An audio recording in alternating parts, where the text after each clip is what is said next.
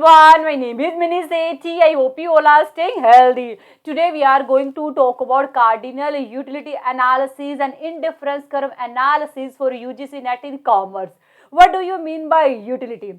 Utility means satisfaction, benefit or happiness which we receive when we buy any goods or services. Utility means satisfaction, benefit or happiness which we receive when we buy any goods or services. For example, you enjoy when you watch a movie. Here enjoyment is your utility. You receive so many nutritions when you eat food. Here nutritions are your utility. Cardinal utility means when we measure utility in terms of cardinal number like 1, 2, 3, 4. Cardinal utility means when we measure utility in terms of cardinal number like 1, 2, 3, 4. These number will be called utils. For example, when I eat ice cream, I receive satisfaction equal to 5 utils. It will be called cardinal measurement of utility. Now we will see cardinal measurement of utility with the help of table and diagram. What is TU? TU means total utility. Total utility means total amount of satisfaction which we receive after consuming given amount of goods. MU means marginal utility. Marginal utility means change in total utility after consuming one more unit of commodity. Please listen carefully. Marginal utility means change in total utility after consuming one more unit of commodity. For example, total utility from 5 units equal to 30 util. When we consume one more, or we can say that total utility from 6 units is equal to 35 utils. Change in total utility after consuming one more unit equal to 35 minus 30 is equal to 5. This 5 will be called marginal utility, because marginal utility is change in total utility after consuming one more unit of commodity. First column we have units of commodity, second column we have total utility. Here you can see initially our total utility is increasing, after some time period it become constant, then start reducing. Same thing you can see in this diagram. On x-axis we have units and y-axis we have total utility. Initially our total utility increase, after certain time period it become maximum, then start reducing. Third column we have marginal utility. Marginal utility is change in total utility after consuming one more unit of commodity. At first unit our total utility is 7. But when we consume one more, change in total utility is 12 minus 7 is equal to 5. This 5 will be called marginal utility. When we consume one more, change in total utility is 15 minus 12 is equal to 3. 3 will be called marginal utility. Same way you can calculate for other unit. Here you can see our marginal utility is continuous reducing. After some time period it becomes 0. Eventually it becomes negative. Same thing you can see in this diagram. On x-axis we have units and y-axis we have marginal utility. Our marginal utility is continuous reducing. After some time period it becomes 0. Eventually it becomes negative. Whenever TU increasing, our MU reducing. Whenever TU become maximum, MU becomes 0. Whenever TU start reducing, MU become negative. Now we are going to talk about law of diminishing marginal utility. According to this law, marginal utility decrease as we consume more unit. According to this law, marginal utility decrease as we consume more units of commodity. Or we can say that our satisfaction reduce, our happiness reduce if we are continuous consuming more and more unit of any commodity. But why? This is a human nature. If we have more of anything, we less value it. For example, you don't have any black shirt, but you are crazy for it. Suppose you buy one black shirt. This first black shirt will give you so much happiness, will give you so much satisfaction. But if you are continuous buying so many black shirt, obviously your satisfaction will fall, your happiness from black shirt will fall, or we can say that your marginal utility from black shirt will fall. That's why our marginal utility decrease as we consume more unit of commodity. So according to this law, marginal utility decrease as we consume more units. Same thing you can see, as we are consuming more unit, our marginal utility is reducing. After some time period it becomes zero, eventually it becomes negative. Same thing you can see in this diagram, our marginal utility is continuously reducing. After certain time period it becomes zero, eventually it becomes negative. So according to this law, marginal utility decrease as we consume more units. Now we are going to talk about indifference curve analysis. What do you mean by indifference curve? Indifference curve shows a combination of two goods which give us equal level of satisfaction.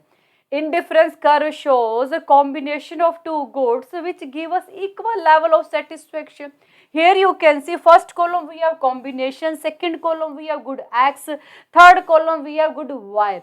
If consumer buy combination A, then he can receive 1 unit of X and 12 unit of Y. If he buy combination B, then he can receive 2 units of X and 8 unit of Y. Similar you can see other combination, but main thing is that whatever combination consumer will buy, he will receive equal level of satisfaction, because indifference curve shows a combination of two goods which give us equal level of satisfaction. If we convert this table into diagram, we will receive this. On x-axis we have good X, y-axis we have good Y. Here you can see we have so many combination A, B, C, D and E. Whatever combination consumer will buy, he will receive equal level of satisfaction. And this IC will be called our indifference curve. Now we will see properties of indifference curve. Slope of indifference curve always is convex to origin. Slope of indifference curve always is convex to origin. But why? Because of diminishing marginal rate of substitute. First of all, what is marginal rate of substitute? Marginal rate of substitute means in order to consume additional amount of X, we have to give up some amount of Y. Diminishing marginal rate of substitute means we are willing to give up less and less unit of X in order to consume more and more unit of Y. Because of diminishing marginal rate of substitute, our indifference curve always is convex to origin. IC slope is downward, but why? Because in order to increase one additional unit of Y, we have to give up 1 unit of X. That's why slope of indifference curve is downward.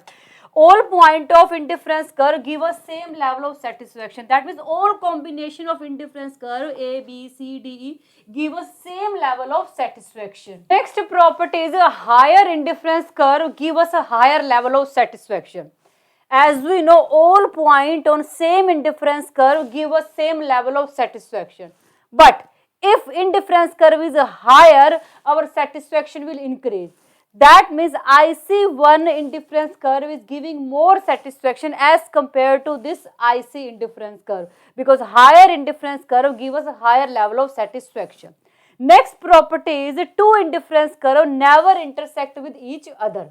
Now we are going to talk about a budget line, which is very important part of indifference curve analysis. As we know, indifference curve shows a different combination of two goods which give us equal level of satisfaction. That means indifference curve only talks about satisfaction, but budget line shows a different combination of two goods which consumer can buy with his given income and prices of goods. Budget line shows a different combination of two goods which consumer can buy with his given income and prices of goods. Suppose his given income is 50 rupees, that means he has only 50 rupees for doing expenditure, and he wants to buy a dot pen and gel pen.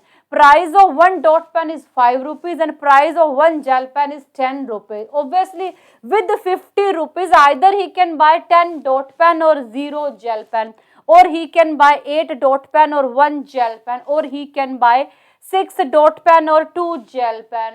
Similar you can see other combination, but main thing is that whatever combination he will buy will come in the range of 50 rupees, because he has only 50 rupees for doing expenditure.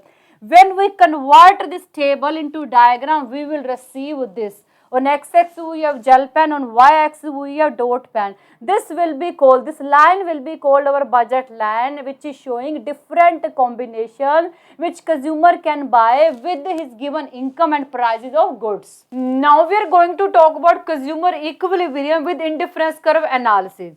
We have two goods, X and Y. This AB. This one is our budget line.